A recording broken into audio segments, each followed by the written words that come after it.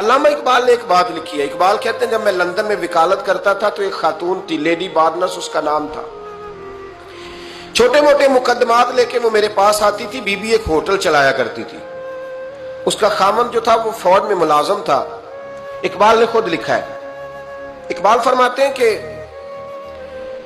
ایک دن وہ خاتون پھر کسی کیس کے سلسلے میں میرے پاس آئی. تو جب وہ آئی تو اس نے نقاب اوڑھا ہوا تھا, برقع کیا ہوا تھا. تو چونکہ اس نے نقاب اوڑھا تھا, مسلمانوں کی نشانی تھی. نقاب اوڑھنا کن کی نشانی ہے؟ اللہ آپ کو خوش رکھے. تو کہتے ہیں وہ نشانی چونکہ اہل اسلام کی تھی تو مجھے تجسس ہوا. میں نے کہا لیڈی خیریت ہے؟ میم صاحبہ یہ برقع پہنا ہوا ہے. تو کہتے نہیں, ہنس کے, اقبال مجھے پکا یقین تھا کہ آپ ضرور پوچھیں گے. تو میں نے کہا اچھا تو یہ برقع؟ تو کہنے لگی الحمدللہ میں مسلمان ہو گئی.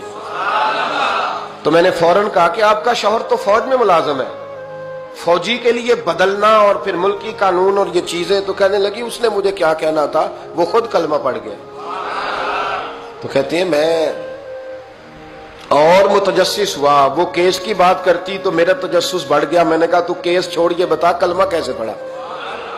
تو کہنے لگی اقبال اصل بات یہ ہے کہ میں نا بے اولاد تھی, خامد بھی بڑے اچھے پیسے کماتا, میں خود بھی ہوٹل چلاتی, پر ڈپریشن اور ٹینشن اور بلا وجہ کی پریشانیاں جان نہیں چھوڑ. یہ ٹینشن اور ڈپریشن کا نا مجھے عربی ترجمہ کوئی نہیں ملا. یہ ڈپریشن اور ٹینشن کا نا میں نے تلاش کیا ہے, لیکن مجھے عربی لغت کے اندر ان کے معنی مجھے لگتا ہے کہ اس زمانے میں یہ چیزیں تھی ہی نہیں. ہوتی تو ان کا کوئی نام بھی, یہ آج ہے نا تو اس لیے آج کے زمانے میں ہی نام ہے مفت کا, مفت کی پریشانی. تو کہتی ہے مجھے ٹینشن اور ڈپریشن رہتی تھی ہر وقت, بڑی میں پریشان رہتی تھی. میرے ساتھ ایک عجیب واقعہ ہوا کہ میرے ہوٹل میں نا ایک بابا جی برتن مانجتے تھے, بوڑھے آدمی تھے, 70 سال کے قریب عمر تھی. ان کا ایک بیٹا تھا, ایک بہو تھی, ایک پوتا تھا, لیکن وہ بیچارے بیٹا بیمار رہتا تھا تو لہذا وہ خود مزدوری کرتے. کہتی ہے ایک دن وہ بابا جی میرے پاس آئے, کہنے لگے میم صاحبہ 2-4 دن کی چھٹی چاہیے. تو میں نے کہا خیریت ہے؟ کہنے لگے میڈم میرا بیٹا فوت ہو گیا. بیٹا, آپ کو پتہ ہے باپ کا جنازہ پڑھنا آسان ہے, بیٹے کا جنازہ اٹھانا بڑا مشکل کام. کہتی ہے میں کچھ لکھ رہی تھی, میرے ہاتھ سے قلم گر گیا. میں نے خود گاڑی بھیجی, بابا جی گاؤں چلے گئے جہاں وہ رہتے تھے. کہتی 2-3 دن کے بعد میں اور میرا شوہر گئے تو رستے میں ہم باتیں کر رہے تھے کہ کیا تعزیت کریں گے. ایک ہی بیٹا تھا, کوئی رشتہ دار بھی نہیں, تو اس کی تو کائنات اجڑ گئی, کن لفظوں سے اسے تعزیت کیا کہیں گے. کہتے جب ہم گئے تو وہ ٹوٹی ہوئی چٹائی پہ بیٹھا تھا, کچھ لوگ قریب تھے. ہم نے جا کے کہا بابا آپ مسلمان ہیں, ہم آپ کو کیا نصیحت کریں, ایک ہی بیٹا تھا, کہ کس طرح کر کے ہم آپ کو تسلی دیں. تو کہتے اس نے آنکھیں کھولی, بوڑھی آنکھوں میں ایمان کی روشنی. کہنے لگا بی بی کیا تعزیت کی بات کرتی ہو, میں نے کوئی پیسے جمع کرا کے بیٹا لیا تھا, خدا نے فضل سے دیا تھا, عدل سے لے گیا ہے. میں اپنے رب کے فیصلے میں بڑا راضی ہوں, اللہ بڑا کریم ہے, وہ لے گیا, اس کا مال تھا. آپ یقین کریں ہمارے دیہاتی لوگ یہ کہا کرتے تھے, میں نے کانوں سے سنا ہے. ایک بوڑھے آدمی کا ایک دفعہ بیٹا فوت ہو گیا تو کسی نے اس سے کہا بابا چھوٹی عمر میں بچہ چلا گیا, تو مجھے لفظ نہیں بھولتے.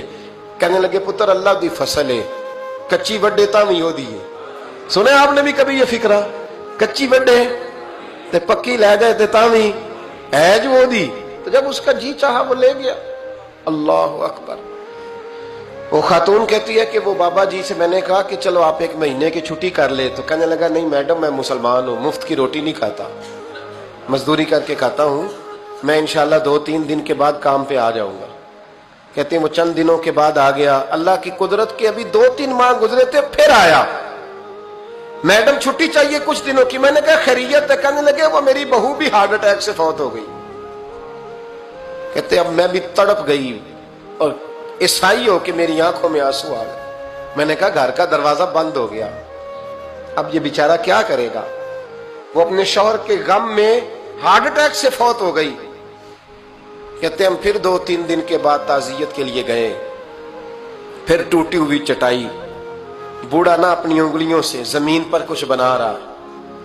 کہتی قریب گئی اور میں نے جا کے کہا بابا اب تو تسلی آپ نے خود ہی کرنی ہے, جو نظام تھا وہ تو ہو گیا. تو کہتے ہیں پھر اس نے آنکھیں کھولی, آسمان کی طرف دیکھا تو کہنے لگا بیٹی کوئی پریشانی نہیں, मेरा बेटा बगैर शादी के भी तो फौत हो ही सकता था ना। बस मेरे मालिक ने जब चाहा जैसे चाह हुआ। मैं इंशाल्लाह 2-4 दिन के बाद काम पे आऊंगा। ये मेरा 3-4-5 साल का पोता है, अभी स्कूल दाखिल हुआ है, मैं साथ ले आऊंगा, वहां मेरे साथ ऊपर क्वार्टर में जहां मैं रहता हूं ये भी रहेगा।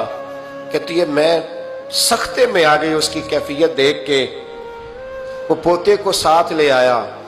कभी कभी मैं देखती छत पे खड़े होके कि दादा घोड़ा बना हुआ है और पोता सवारी कर रहा है। वो सवेरे उठता, उसको स्कूल छोड़ के आता, शाम को लेके आता, प्यार करता, मोहब्बत करता।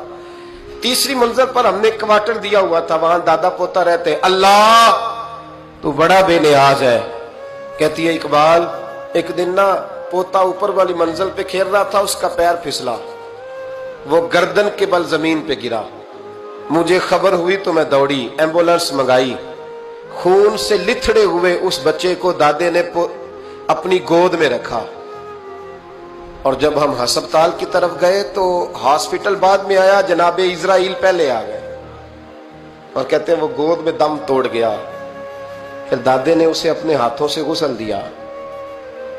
फिर उसने अपने बूढ़े हाथों से कब्र खोदी और फिर मिट्टी डाल के कहने लगा इन्ना लिल्लाहि व इन्ना इलैहि राजिऊन। जे सोना ही मेरे दुख विच राजी, जे सोना ही मेरे दुख विच राजी। फिर सुख नु चुल्ले डावा। कहती वो मिट्टी डाली उसने और जब वो वापस पलटा तो मैं बाजू से थाम के होटल करीब लाई और मैंने उसके करीब कहा कि बाबा तू टूट गया है, तू बिखर गया है। मुझे महसूस होता है कि अब ना तेरी रातें और तेरी सुबहें और तेरी शामें गमों में गुजरेंगी।